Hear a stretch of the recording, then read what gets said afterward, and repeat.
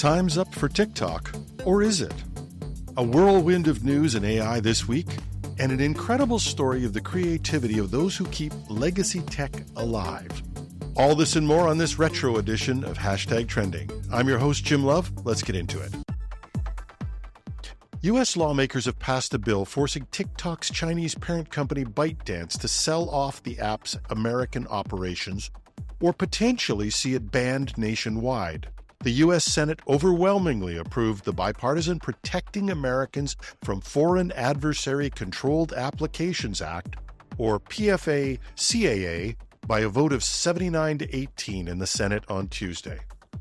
PFA-CAA, a law where the acronym may be harder to say than the full name, compels ByteDance to divest its stake in TikTok within 9 months and have a U.S.-approved buyer lined up, citing national security concerns.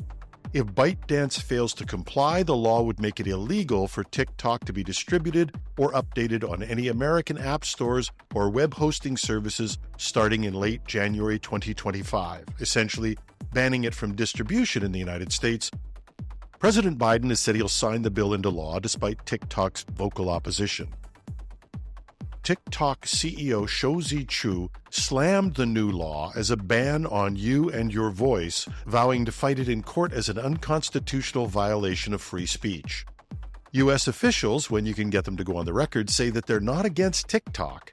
In fact, the Biden campaign has been an active spender on TikTok, hoping to reach that all-important youth vote. And there are 170 million of these applications running on mobile phones across the U.S. So getting rid of it's not that easy. But the government is, however, concerned that TikTok's user data could be accessible to a foreign government such as Beijing and used for espionage or spreading propaganda, though TikTok denies any improper data sharing. But for those who fear the app's misuse to influence public opinion, the New York Times reported that the app had quietly shut down analytics that critics had used to question the company's content moderation, particularly in regard to what some had claimed was a pro-Palestinian bias in the Israel-Hamas conflict. The tool, called Creative Center, is used to track popular hashtags and audience numbers, and as of last week, the search button on the tool and any links for war and U.S. politics were quietly removed. This lack of transparency fuels the fears of those who worry about the massively popular app being used to unduly influence the 170 million users, with a growing number of younger users now regarding the app as a major, if not their sole source of current affairs information. And TikTok is aggressively fighting this legislation. ByteDance, its parent company, spent a record $2.7 million lobbying U.S. lawmakers and officials between January and March of this year. TikTok itself spent over $4.5 million on an advertising blitz opposing any ban, and that's more than $7 million on lobbying alone. And some lobbying apparently reached the former president of the United States, who came out against the legislation, reportedly after meetings with a key TikTok investor.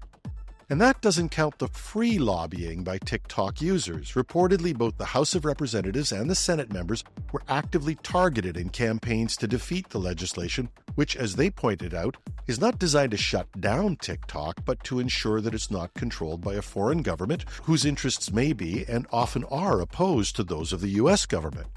But if those campaigns did anything, they seemed to unite and strengthen the resolve of the politicians.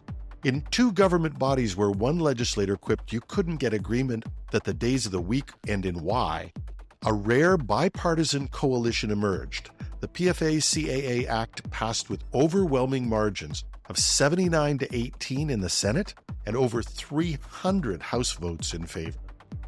But the fight isn't over. TikTok now faces an incredibly high-stakes fight in the courts to block or overturn the law, or to find an approved American buyer willing to pay tens of billions of dollars within the 9-month window to continue operating in the U.S. And despite the frequent claims that the Chinese government does not interfere in TikTok's affairs, there are a few that would actually claim that any sale could proceed without the approval of the Chinese government. If you're struggling to keep up with developments in AI, you are not alone. This week, we've seen the emergence of a number of powerful AI models and novel approaches that are enabling smaller, faster, and even infinitely context-aware systems. The race is definitely on to develop leaner and speedier large language models that can match or even surpass the capabilities of compute-intensive giants like OpenAI's GPT 4.5. Meta, Facebook's parent, has recently launched a new version of their open-source AI Llama 3, which they claim is smaller, faster, but equal to the larger models from OpenAI, Anthropic, or Google. And then there's hardware. A key player making waves is a Silicon Valley startup called Grok, spelt with a Q, not to be confused with Elon Musk's Grok, spelt with a K. Grok with a Q has developed a specialized language processing unit, or an LPU, that's demonstrated blisteringly fast performance, up to 10 times speedier than GPUs for AI. Now, take that hardware acceleration and put it on this new model. On the Grok Cloud, the latest Llama 3 model from Meta can churn out over 800 tokens per second on certain prompts, leaving GPT-4 in the dust, according to some users. A token is the basic unit of processing in AI and represents a word or a part of a word. The speed at which you can process these tokens is incredibly important, as it's really the last barrier to conversational AI, without that gap between the question and the answer. The huge increase in processing of tokens is at a fraction of the cost as well. Llama 3 on Grok represents a compelling option for enterprises looking to integrate AI at scale and at a lower cost.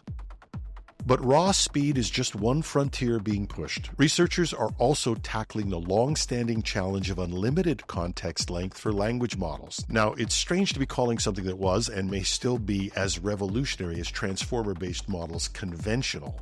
But that's what they've become in the light-speed pace of change in AI development. And despite the rapid expansion in the number of tokens that current AI models can process, these conventional transformer models ultimately are restricted in the number of tokens they ingest and retain. And when these barriers are exceeded, the models become unstable and more inaccurate. But innovative architectures from Meta, Google, Microsoft, and others are aiming to shatter this barrier, and a lot of developments have come out this week. Meta, the parent of Facebook, has given no ground to Google, Anthropic, OpenAI, and Microsoft. Their Llama model is competitive with any other, according to them. And a new development they call Megalodon, if I've got it right, is designed for efficiency, and they claim potentially unlimited length sequencing for modeling.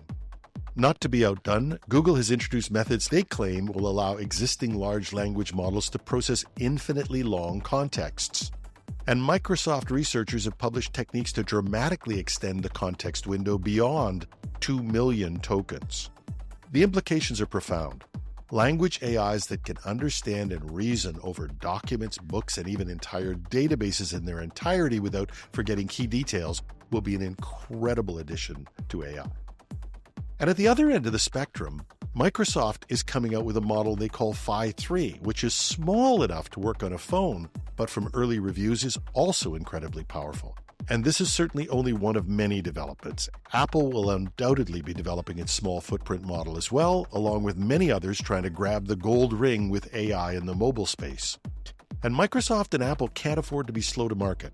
While companies like Humane have stumbled in the past weeks in their attempt to come to market with a wearable or portable device, other companies like the former Rewind, now launched as Limitless, are coming to market with low-priced wearable AI devices in the current months.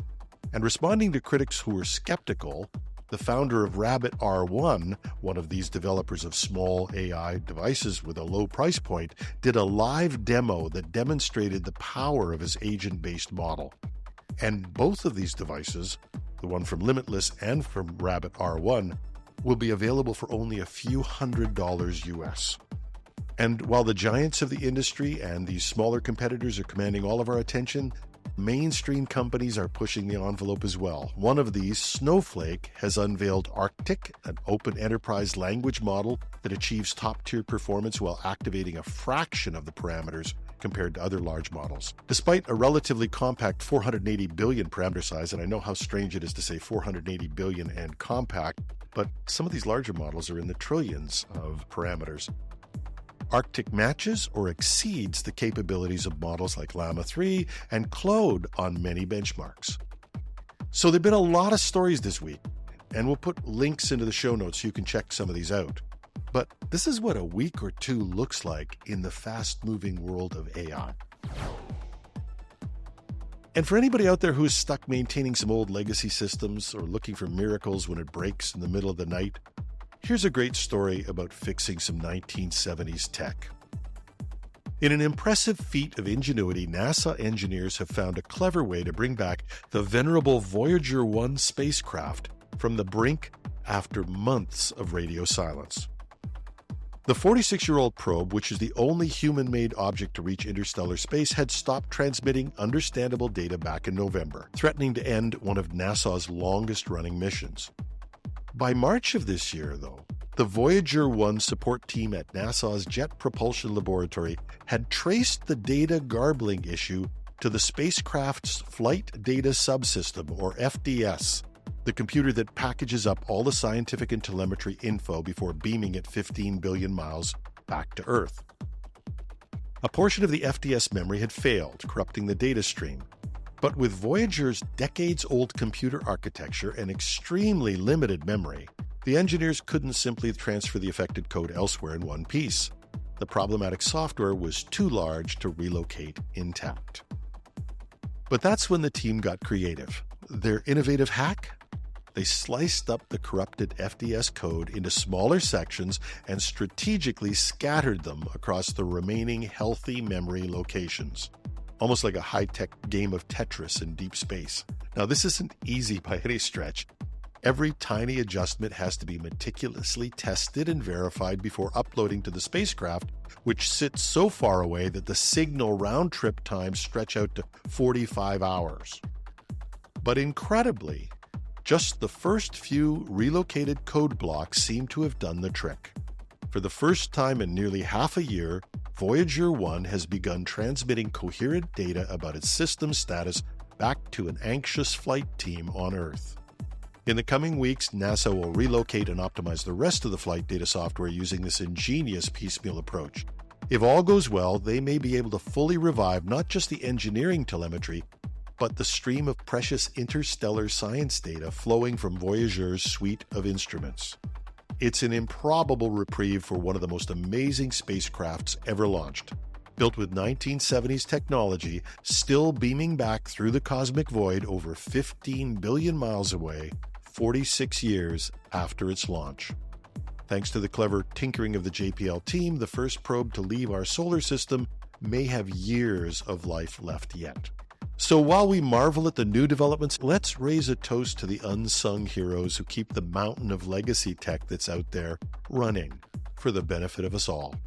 We salute you and your immense creativity. And that's our show.